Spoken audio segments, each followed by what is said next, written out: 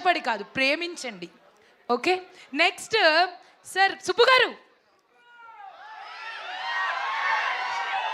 అందరికీ నమస్కారం అండి.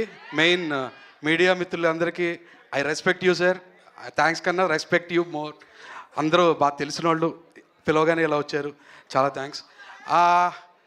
ఒక్క ఒక్క ఒక్క 3 సంవత్సరాల కష్టం 3 నిమిషాల్లో కుదించి చెప్పమంటే కష్టం. ఒక్కసారి వినాలి ఇదంతా.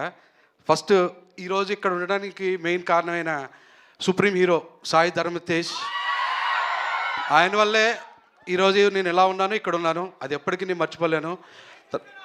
తర్వాత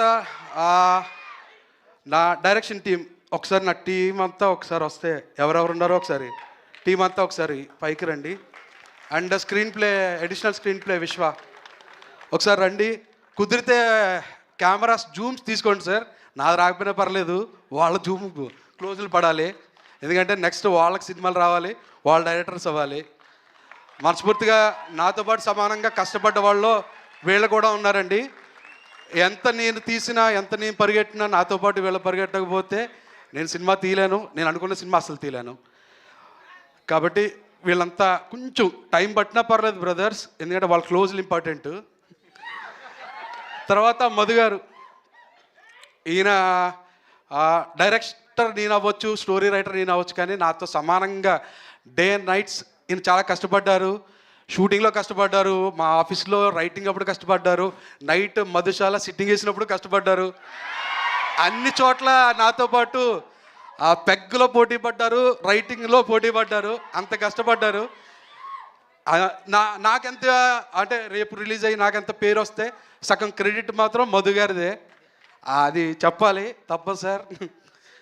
నెక్స్ట్ సార్, ఈ బచ్చల మల్లి అన్న సినిమా తీయడానికి మెయిన్ రీజన్ ఏంటంటే, నేను నా లైఫ్లో చేసిన బిగ్గెస్ట్ మిస్టేక్, మా మదర్ విషయంలో నేను బిగ్గెస్ట్ మిస్టేక్ చేశా.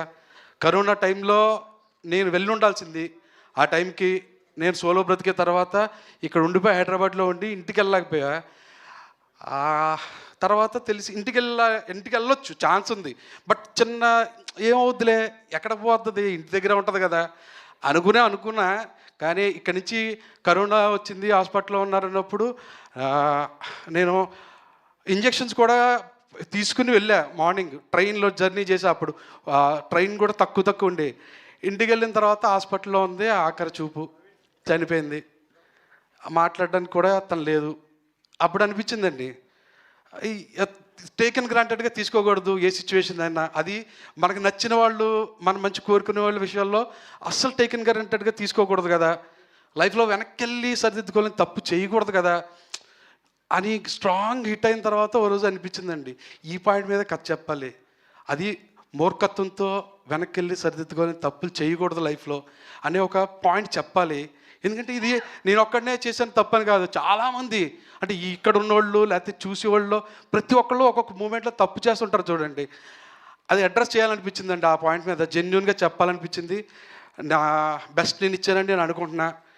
ఇది తీయడానికి, ఈ పాయింట్ చెప్పడానికి నాకు ఫస్ట్ ఎంకరేజ్ చేసింది నరేష్ గారు. ఆయన దగ్గర 100% అండి. నరేష్ గారు లేకపోతే బచ్చల మల్లి అన్న క్యారెక్టర్ నేను ఇలా తీయలేకపోయినేమోనండి.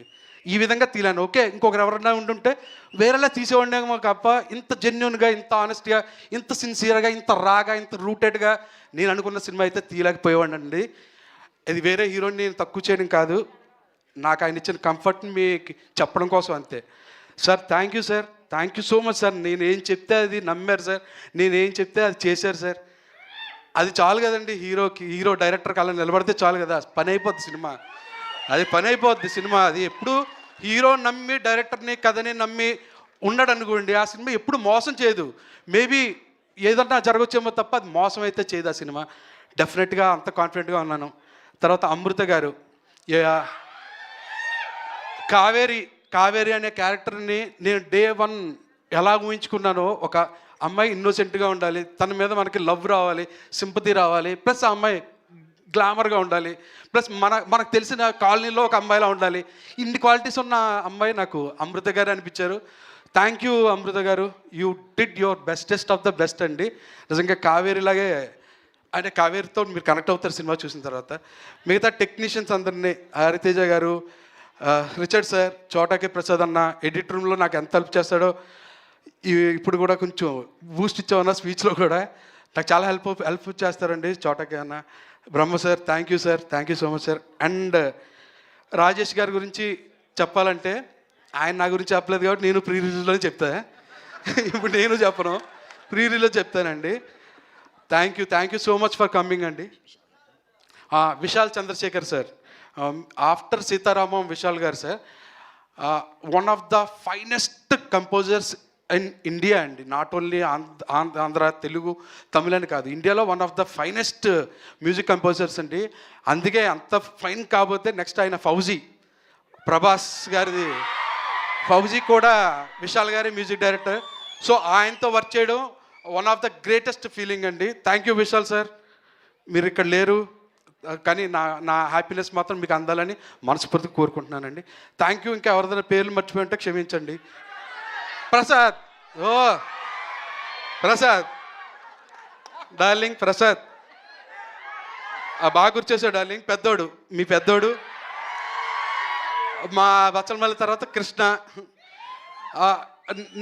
నెక్స్ట్ జనరేషన్ యాక్టర్ అండి తను. డెఫినెట్గా చాలా మంచి కెరీర్ ఉన్న యాక్టర్. నువ్వు చాలా రోజులు వినబడతావు డార్లింగ్, నువ్వు వచ్చినప్పుడు ఇలాంటి సౌండ్లు కూడా వినబడుతుంటాయి. ఆ హ్యాపీ విషయం. థ్యాంక్ యూ సో మచ్ అండి. Thank you all. అండ్ మీకు చాలా థ్యాంక్స్ అండి, ఇంతలా వచ్చి సపోర్ట్ చేసి రియాక్ట్ అయినందుకు. ఇప్పుడు రియాక్షన్ లేకుండా పోయాయి. ఎందుకంటే ఒకప్పుడు ఇలా చూసేవాళ్ళు, ఇప్పుడు మొత్తం అంతా ఇలా అయిపోయింది ప్రపంచం, ఫోన్లో చూడడం. కాబట్టి కనీసం మీ ఆ రియాక్షన్ ఇచ్చారు చూడండి, దానికి చాలా థ్యాంక్స్ అండి. Thank you so much darling, thank you so much. And నా ఫ్రెండ్స్ ఎవరెవరు వచ్చారో వాళ్ళందరికీ కూడా చాలా థ్యాంక్స్ బ్రదర్. థ్యాంక్స్ రా. ఓకే, సో మనందరికీ తెలుసు ప్రతి సినిమా మనకి ఏదో ఒకటి నేర్పిస్తుంది. మనకు నేర్చుకోవాలన్న ఆలోచన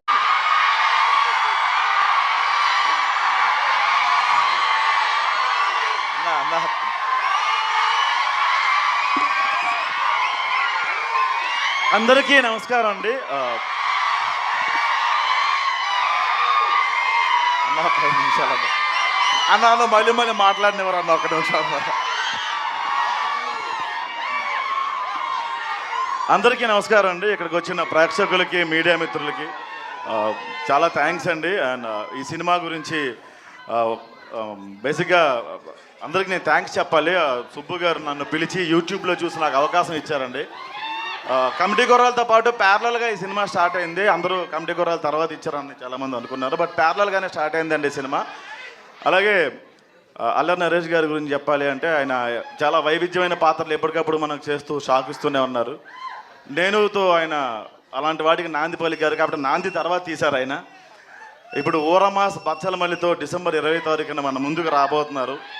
ఓ ఫిల్టర్లెస్ వేలో ఎలా ఉంటాడో బచ్చలమల్లి అలా ఉంటాడో డిసెంబర్ 20ని మీరు చూస్తారు. అల్లరి నరేష్ గారిలో ఇంకో కోణం. థ్యాంక్ యూ సో మచ్ అన్న, చాలా నేర్చుకున్నాను నేను ఎలా ఉండాలి. నేను ఇండస్ట్రీలో ఇప్పుడిప్పుడే నడకలు నేర్చుకుంటున్నానండి.